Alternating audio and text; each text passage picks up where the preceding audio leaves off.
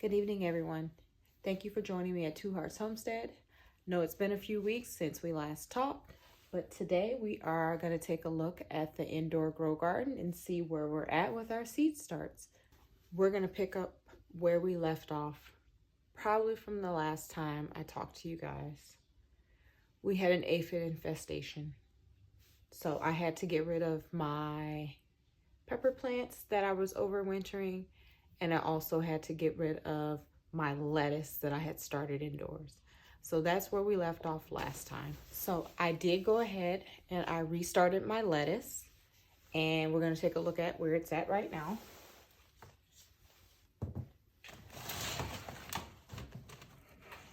Without knocking everything down. So this is the lettuce here.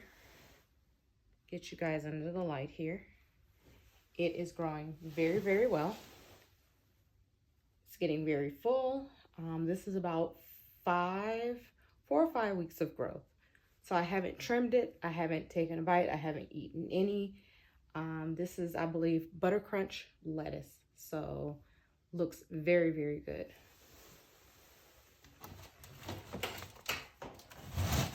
The bottom of that pot is a little wet. Wipe that on here. I just keep a few towels right here over the station so I can drape it over at night.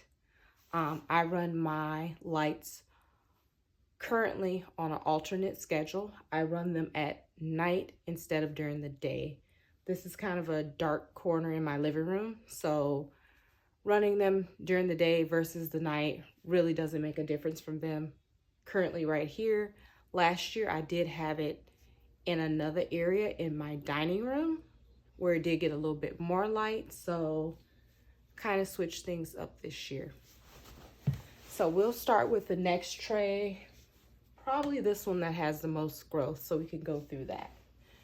Everything's dated. We'll go through that and see how it's going.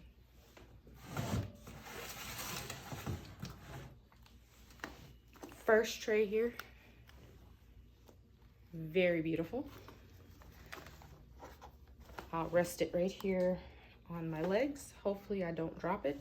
Matter of fact, we don't want to do that. I'm going to put it on the floor, and then we can go through it from there. So here in these 2-inch containers, I have onion starts.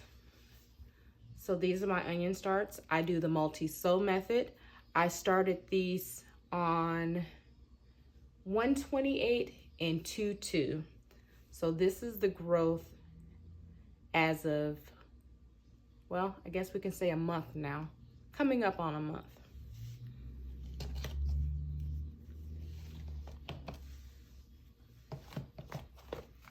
I started some cilantro. Now I just started this cilantro on February 9th. So it is doing very well there. I probably will thin this out a little bit and maybe pot it up into a few different pots. These are all cool weather vegetables and herbs. Another pot with some onions. This one didn't fare quite as well, but there are a few sprouts in there. I do have several 2-inch pots of red Russian kale. They look beautiful. Stems are nice and strong.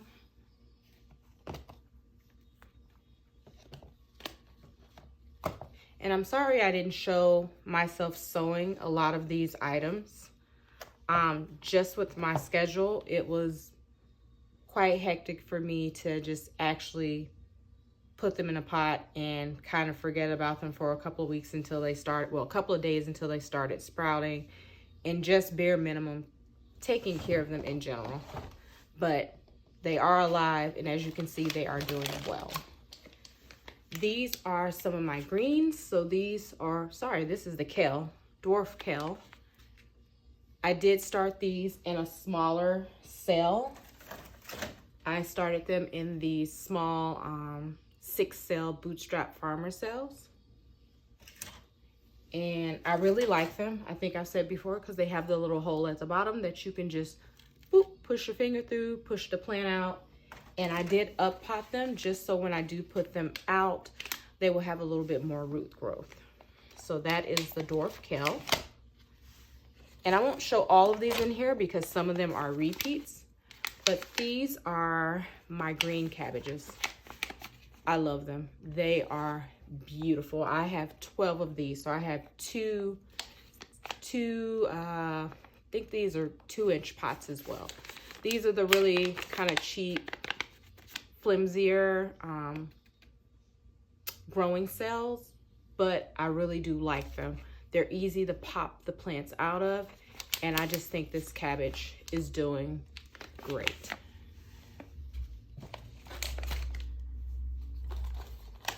Again, I have 2 cells of the cabbage. This is my broccoli. I did start the broccoli on 1/21, so about a month ago, and it's doing very well. I started it again in the smaller 6 cells, and I moved them up to the bigger 6 cells. So that's in our first tray here. Put everything there, and I'll put everything back on the shelf last. We'll just go through everything so I do have a little bit more room. So I won't be able to take everything out of this tray just because this is a 72 cell tray and it's all together. So I do have some red cabbage here, and I've started the red cabbage at the same time I did the green cabbage, but they didn't come up, so I sowed them again. So these are the ones that I sowed again on 1/21. And you would think they would be as big as the other ones, but again, they were really slow to grow. And I did have to restart this one right here. So I restarted this one about 2 weeks ago. I have some turnip greens here. This empty row right here is where I took my green cabbages out of when they got big enough. I have some Swiss chard here. And if I can tilt this a little bit, I have my kohlrabi right here. And I have several rows of greens. So I have collard greens, I have turnip greens, I have mustard greens. I'll turn this around a little bit. And if you look at this last row, that last row is what I did up pot. I have some greens over here as well. And when I up potted, I did start a new row. Now they're not getting as much light as they should just because these got quite big before those started sprouting. But hopefully, I'm planning on doing what I did last year. I started my outdoor seed starts. I didn't start them. I placed them outside end of March. So my goal this year is middle of March. So 2 weeks from now, 2.5 weeks from now, I'm planning on having most of my cool weather plants outside. So that is my goal for this year. That's why I did start these a little bit earlier. And once I do take these greens out, I will be starting another round of turnips and collards because I really want a lot of turnips and collards.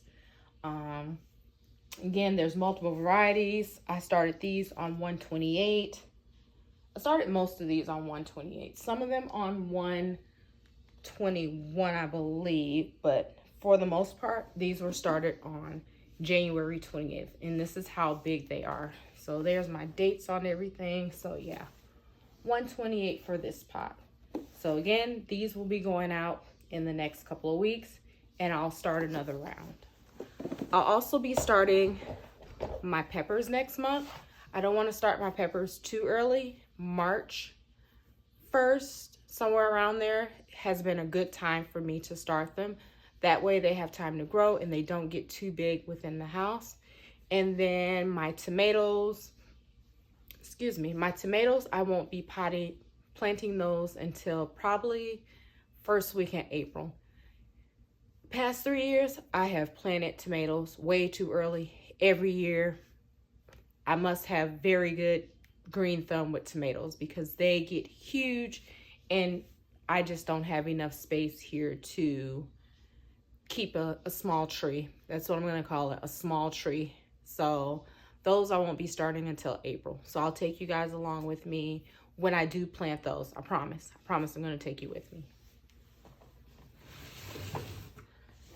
Our last tray here is our newest tray for the most part.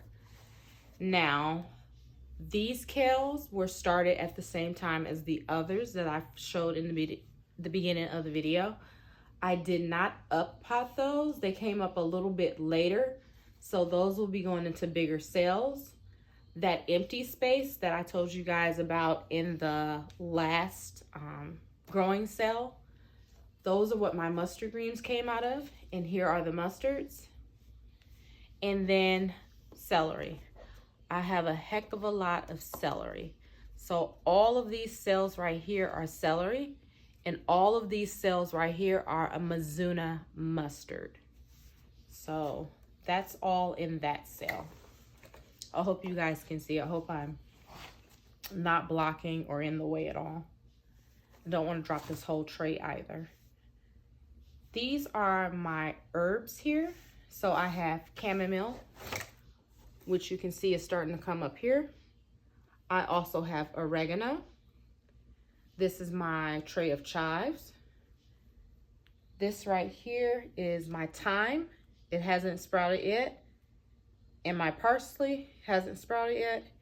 And this is my rosemary, which is just starting to sprout.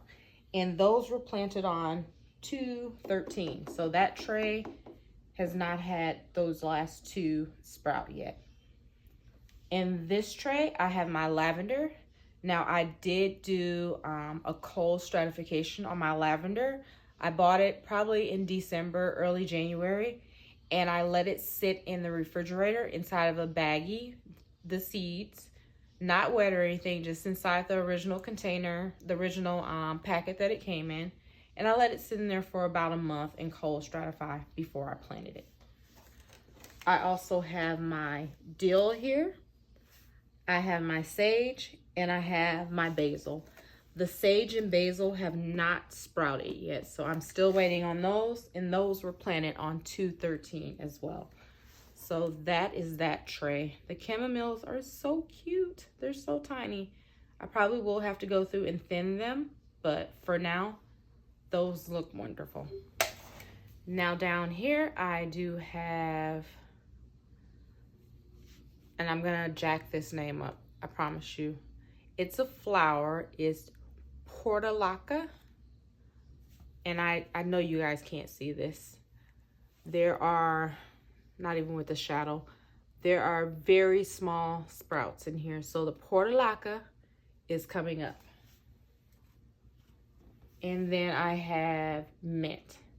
My mint has yet to show its face in here, and the mint was planted on 2/10, and the portulaca was planted on 2/13. So 2/13 was the date that I did a lot of my herbs and some of my flowers. Now, if I can ever get around to it, I am going to do more flowers. I'm going to do marigolds. I'm going to do zinnias. I'm going to do my sunflowers. And all of those, I do want to sow outside. So maybe a little bit of half winter sowing, so I can get those items out probably within the next month. This week here in Southeast Wisconsin, we're hitting a little warm streak, as we would probably call it. It's going to be somewhere between high 30s, low 50s, with all within the same week. So I'm trying to figure out what I do want to get started outside so I can get those planted outside. I don't want to do flowers inside. I've done that in years before, and flowers just get too big, too massive, and they take up too much space for the amount of flowers that I do want to grow. So that I won't be starting inside. They will definitely be outside starts. So, just try to make sure I'm covering everything here. I did fertilize everything. I do keep everything watered. I do have a fan back here in the background to blow over the plants so they can develop strong stems.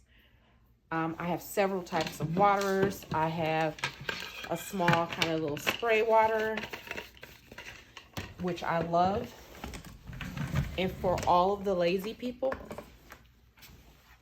get you one of these. Now, I do bottom water. Don't get me wrong. Once they get big enough, I do bottom water. But if you just need to moisten something really quick, this works wonders. Now, I didn't pump it up. It has a little pump here that gives it that, I don't want to say suction, but you know what I'm trying to say. So you can just very lightly spray whatever you need to spray. And I think that this just works wonders. So I picked this up, I think at the dollar store for maybe $5 at the end of the year clearance. So that is great. And I also have my handy dandy pitcher that I do use as well. When we do plant our peppers next month, I'll be using probably this soil block maker. I did purchase another one that I was kind of experimenting and playing around with. I can't exactly say I'm a fan of it yet. Oh, I'm dropping dirt all over myself. Because it's kind of heavy and kind of clunky. This one, I prefer more actually than the metal one. So we'll probably go through making some soil blocks. Probably this weekend to prepare us for planting our peppers. So again, I really do like this one. I'm not a fan of the design. I wish they were more square blocks. They're kind of triangular, long blocks. So not exactly the best shape, but this one does make much better blocks, in my opinion, than the heavier, clunkier one. So probably we'll go through that next week. And I think that's all I have, guys. So if you guys have any questions for me, just drop them down below. I'll be sure to answer anything. And I promise you guys, I'm going to try to keep you more updated on what's going on with the plant starts. Thank you for joining me, and I'll see you next time.